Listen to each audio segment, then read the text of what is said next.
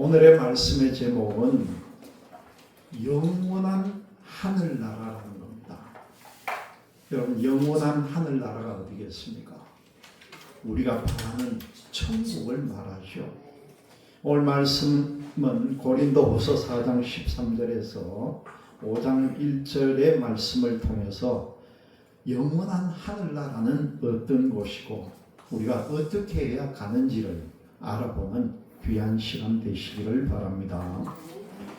하늘나라의 현 주소는요, 시간과 공간을 모두 초월해가지고 영원히 존재하는 곳이 하늘나라라는 거예요. 우리가 현실에 살다가 죽은 후에 우리 하나님의 백성들은 영원한 나라로 갑니다. 여러분, 이 천국을 소망하시기를 바랍니다. 그렇기 때문에 우리는 현재를 살아가면서 이 신앙생활이 힘들고 어렵더라도 우리가 늘 성령 충만함을 받아서 그런 환난과 시련들을 잘 극복할 수 있는 신앙을 가져야 한다는 겁니다. 오늘의 말씀의 논지를 보니까 하늘나라는 시간과 공간을 초월하고, 그리고 하늘나라는요, 우리의 마음속에 있다는 사실을 우리가 온 세상에 알려야 한다는 겁니다. 첫 번째 내용을 보니까 믿음 후에 소유하는 나라가 하늘나라인데 13절과 14절을 통해서 우리에게 가르쳐주고, 그 하늘나라는 성도들을 위해서 준비된 나라다, 그렇게 우리에게 15절의 말씀에 가르쳐주고요, 18절의 말씀을 통해서는 그 하늘나라는 보이지 않는 영원한 나라다, 그렇게 말씀합니다. 그리고 마지막에 5장 1절을 통해서는 하늘에 있는 영원한 나라에 대해서 우리에게 말씀을 가르쳐 줍니다. 여러분, 우리가 시간이라는 것, 지금도 1초 1초가 탁탁 이래 지나가는데, 이 시간이라고 하는 이 개념은 인간들이 자기들의 편의에 따라서 만들었다, 그렇게 주장하는 사람들이 있습니다. 우리가 1년을 365일이라고 하고 하루를 24시간으로 나누고, 이런 건요, 하나님이 너가 그래 만들어라 그렇게 한 게 아니라 우리 사람들이 살아가면서 경험에 따라 그렇게 우리끼리 약속을 한 거예요. 그런데 경험에 따라 보니까 추나 추동이 있고 1년은 365일로 되어 있더라. 그리고 하루를 보니까 해가 뜨고 해가 지는 걸 48시간을 안 하고 24시간으로 잘라보니까 그렇게 나오더라. 이건 순전히 우리 인간들의 경험에 의해서 낮과 밤도 나누고, 또 아침을 아침이라고 부르고 점심과 저녁 이렇게 전부 나누는 것은 우리 사람들이 편의에 따라 만들었다는 거죠. 그런데 이 모든 것들을 학자들이 다 그 개념을 전적으로 동의를 하지 않지만, 한편 신학적으로 볼 때는 일리가 있다는 거예요. 하나님은요, 우리가 생각하는 이 시간에 전혀 얽매이지 않으시는 분이고, 하나님은 영원히 존재하는 분이라는 겁니다. 그런데 인간들이 하나님께서 주신 시간을 과거다, 현재다, 미래다, 그렇게 나누어서 사용한다는 거죠.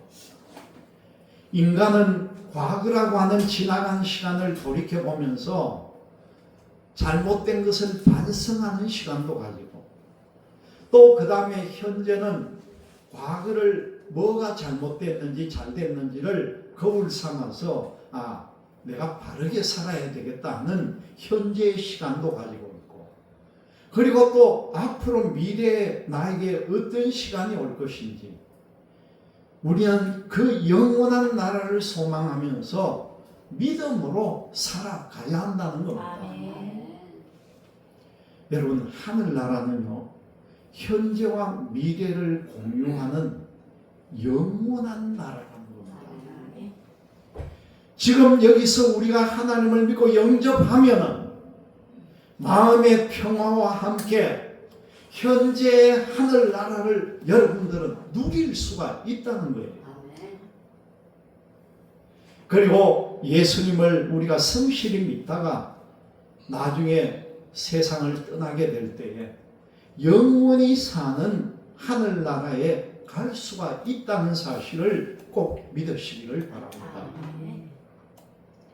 신약성경 누가복음 17장 20절에서 21절을 보면요, 그 똑똑하다는 바리새인들이 예수님에게 이렇게 물어봅니다. 하나님의 나라가 온다고 하는데 그러면 언제 우리에게 임합니까? 그러면서 예수님께 물어봐요. 그때 예수님께서 뭐라고 대답하시느냐 하면은 하나님의 나라는 볼 수 있게 임하는 것이 아니요 또 여기 있다 저기 있다고도 못하리니 하나님의 나라는 너희 안에 있느니라. 그렇게 말씀합니다. 우리는 이 말씀에서 현재로부터 영원을 잇는 그 하늘나라를 발견할 수가 있어야 한다는 거죠. 오늘 이 시간 현재 나에게 고난이 있을지라도 우리가 믿음을 굳게 지키고 보이지 않는 천국을 바라고 승리의 삶을 살아서 언제든지 우리는 때가 되면은 천국에 가는 여러분들이 되시기를 주님의 이름으로 축원합니다. 아멘. 제가 얼마 전에 기독교 TV를 보다가 참 감동받은 부분이 있는데 여러분들 이름은 얘기하지 않겠습니다만 참 예쁜 탤런트예요. 아직 50이 안 됐을 거예요. 40대쯤 됐을 건데 이 사람이 나와서 말하는 걸 보니까 자기 남편이 찬양을 하는 찬양 사역자면서 신학도 하고 지금은 전도사로 있는 모양인데 그 멀쩡하고 우리가 볼 때는 건강해 보이는데 뇌암을 가지고 있는 거예요. 그런데 수시로 관찰을 하고 진찰을 해보면 얼마나 걱정이 되겠습니까? 이 젊은 세대인데. 그런데 진찰을 해보니까 그런데 그 남편이라는 사람도 인터뷰를 하면서 나와 하는 얘기가 내 이 암을 관찰을 하는데 뇌에만 있던 암이 눈 쪽으로 또 전이가 됐다는 거예요. 가만히 있는 게 아니고 사라진 게 아니라 여기부터 또 전파가 되고 연결이 되니까 얼마나 정말 두렵고 떨리겠습니까? 그런데 이 젊은 이 탤런트 아내가 하는 말이요. 그 암 투병을 하는 남편을 생각하면서 얼마나 담대하게 얘기하는지 이렇게 얘기해요. 우리 남편이 일찍 죽더라도 얼마 못 살고 암으로 죽더라도 지금까지 이 세상에서 맡은 사역을 다 끝내고 하나님이 불러서 가셨다. 그렇게 생각할 거라는 거예요. 남편이 이 세상에 없고 세상 떠나더라도 자기는 억울하고 애통해하고 그런 것이 아니라 우리 남편이 이 세상에 찬양할 거 다 하나님 찬양하고 그래서 하나님 불러가지고 영원한 나라로 갔다. 그렇게 생각한다는 거예요. 그걸 보면서 우리가 참 배워야 되겠다. 우리가 생각하는 이 세상에 나이가 90이고 100이고 오래 살고 하는 그것도 물론 중요하지만 하나님이 생각하는 나이라고 하는 건 아무 소용이 없는 거구나. 언제든지 하나님께 영광을 돌리면 하늘나라를 바라보면서 갈 수가 있는 거구나. 그렇게 느꼈습니다. 여러분, 우리가 어떻게 하늘나라에 갈 수가 있습니까? 답변이 간단하죠. 하나님의 아들이신 예수님만 믿으면 된다는 거예요. 그 내용을 사도 요한이 요한복음 1장 12절과 14절에 이렇게 말합니다. 우리가 잘 아는 내용이죠. 영접하는 자, 곧 그 이름을 믿는 자들에게는 하나님의 자녀가 되는 권세를 주셨으니 이는 혈통으로나 육정으로나 사람의 뜻으로 나지 아니하고 오직 하나님께로부터 난 자들이니라. 말씀이 육신이 되어 우리 가운데 거하시매 우리가 그의 영광을 보니 아버지의 독생자의 영광이요 은혜와 진리가 충만하더라. 그렇게 요한은 말합니다. 예수님을 영접하면은요, 우리는 주님과 하나가 된다는 거예요.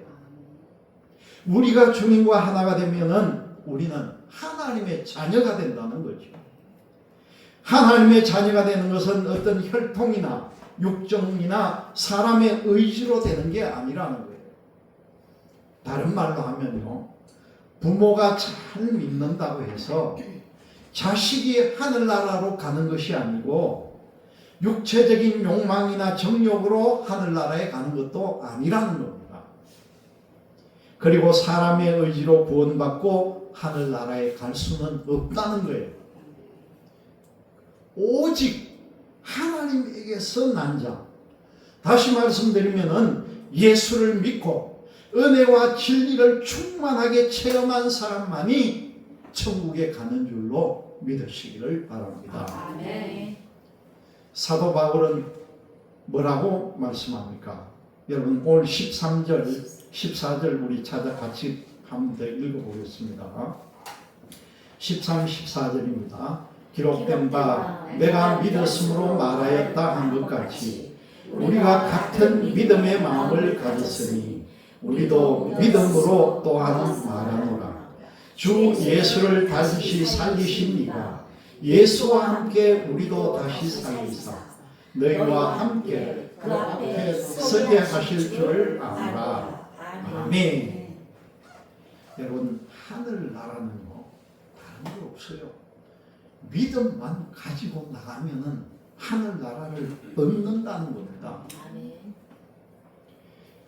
바리새인들은 다른 민족들은 하늘나라에 갈 수도 없고 이 바리새인들은 자기들만 들어간다. 유대인만 들어갈 수가 있는 게 하늘나라다. 그렇게 얘기를 합니다. 그래서 예수님도 믿지 않으려고 하는 거죠. 예수님께서 그러한 바리새인들을 깨우치기 위해서 누가복음 14장 보면은 잔치에 대한 말씀으로 깨우치는 말씀이 나옵니다. 누가복음 14장 16절을 보면은 이러시되 어떤 사람이 큰 잔치를 베풀고 많은 사람을 청하였더니 하면서 잔치에 초청한 사람에 대해서 말씀을 합니다. 하늘나라는 마치 잔치집과 같은 즐거운 곳이지만은 아무나 잔치에 참여할 수 없고 잔치를 주관하는 주인이 초대해야만이 그 잔치에 참여할 수가 있다는 거예요. 그런데 하나님은 유대인들에게 잔치에 참여할 수 있도록 구약을 통해서 수많은 선지자들을 보내가지고 회개하고 돌아오고 하나님 나라에 참여하도록 했지만은 이 목이 곧은 백성이 말을 듣질 않는 거예요. 그래서 누가복음을 통해 보면은 뭐라고 합니까? 잔치에 초대했던 사람들이 세 가지 부류로 비유를 하는데 잔치에 못 오겠다고 하는 사람들 첫 번째가요, 밭을 산 사람이라. 자기가 밭을 샀는데 밭도 한번 돌봐야 되고 내가 농사도 지어야 되기 때문에 그 잔치에 못 가겠다. 그렇게 비유를 합니다. 그리고 또 한 사람을 봤더니만은 자기는 소를 샀는데 소가 밭을 잘 갈지 안 갈지 시험도 해봐야 되고 내가 이걸 지켜봐야 되기 때문에 그 잔치에 못 가겠다. 그렇게 말합니다.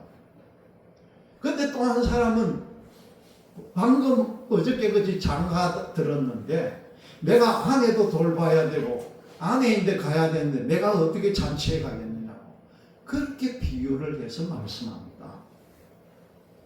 그래서 여기서 잔치가 준비되었다는 말씀은 예수님께서 벌써 세상에 오실 때가 다 되었다 그걸 가르쳐 주는 거죠. 하늘나라 잔치의 주인이신 예수님께서 세상에 오셨을 때 이렇게 유대인들은 변명하면서 예수님의 잔치를 거절했다는 겁니다.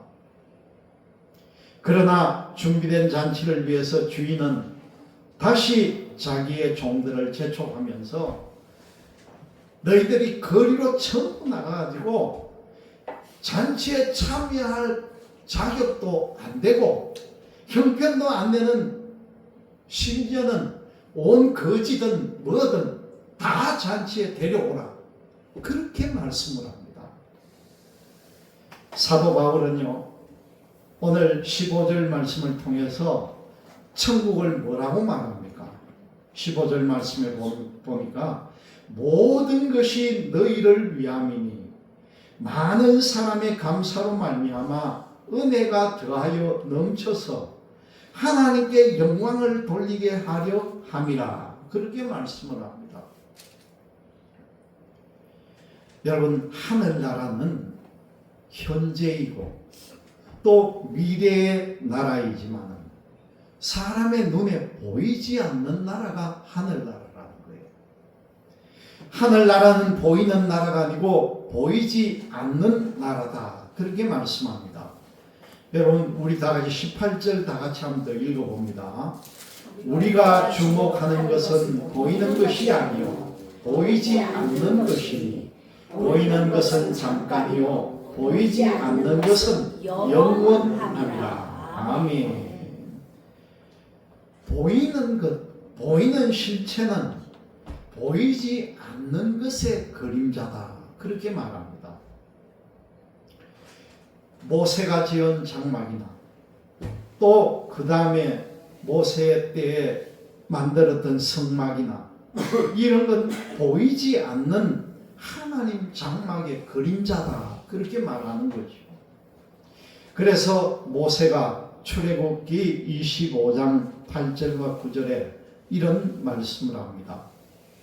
내가 그들 중에 거할 성소를 그들이 나를 위하여 짓되 무릇 내게 보이는 모양대로 장막을 짓고 기구들도 그 모양을 따라 지을지니라 하면서 성막의 모양을 가르쳐 줍니다.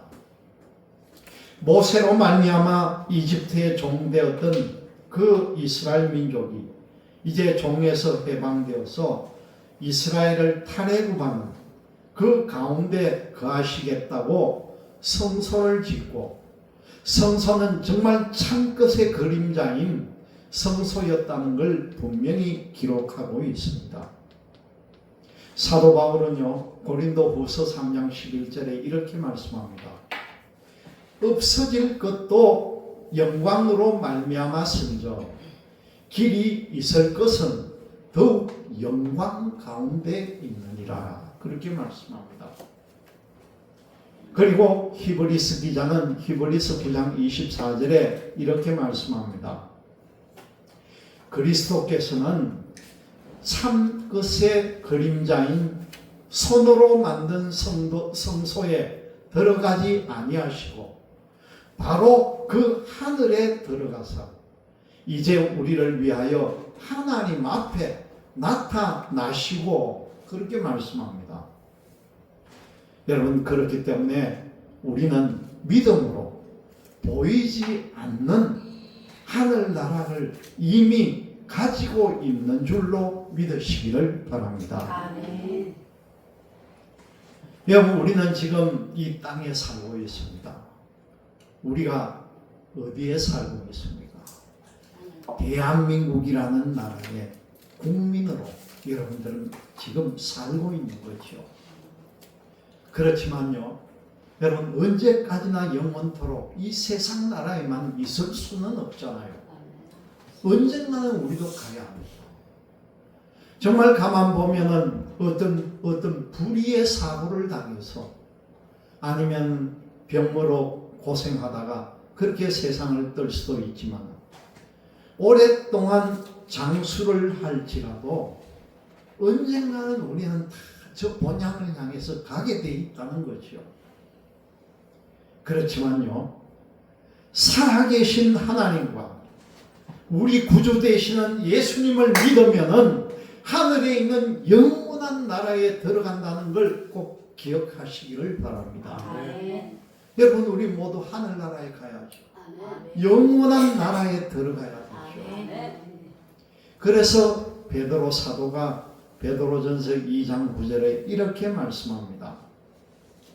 너희는 택하신 족속이요 왕같은 제사장들이요 거룩한 나라요 그의 소유가 된 백성이니 이는 너희를 어두운 데서 불러내어 그의 기이한 빛에 들어가게 하신 이에 아름다운 덕을 선포하게 하려 하심이라.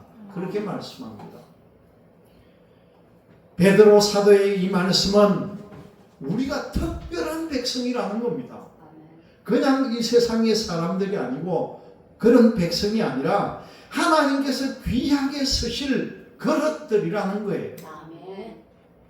보배 같은 사람들입니다. 아멘. 성도는요, 그냥 사람들하고 구별되는 정말 귀하고 귀한 하나님의 특별한 사람들이 성도라는 겁니다. 따라서 우리는 하나님의 나라와 그의 의를 위하여 쓰임받도록 믿음 생활을 잘 나가야 한다는 겁니다. 그래서 오늘 5장 1절 사도 바울이 뭐라고 우리에게 말씀합니까? 우리 마지막으로 5장 1절 다 같이 한번 더 읽어봅니다. 만일 땅에 있는 우리의 장막집이 무너지면 하나님께서 지으신 집 곧 손으로 지은 것이 아니요 하늘에 있는 영원한 집이 우리에게 있는 줄 아느니라. 아멘. 아멘이시죠. 우리의 장막집, 땅에 있는 우리가 사는 집이 무너지면은 하나님께서 지으신 집, 그건 하나님의 손으로 지으신 것이 아니요 하늘에 있는 영원한 집이 바로 우리 집이라는 거예요. 이 말씀은 우리는 특별한 백성이고 하나님께서 우리를 귀히 쓰실 그릇이라는 뜻입니다. 이 말씀에서 땅에 있는 우리의 장막집은요 세상에 있는 나라가 아니고 하나님께서 지으신 집은 사람의 손으로 지은 집이 아니라 하나님께서 건축하신 영원한 나라, 바로 하늘나라라는 겁니다. 영원한 하늘나라라는 거죠. 여러분, 우리 모두가 이 하늘에 있는 영원한 나라를 사모하는 성도들이 다 되시기를 주님의 이름으로 기원드립니다. 아멘. 기도하겠습니다.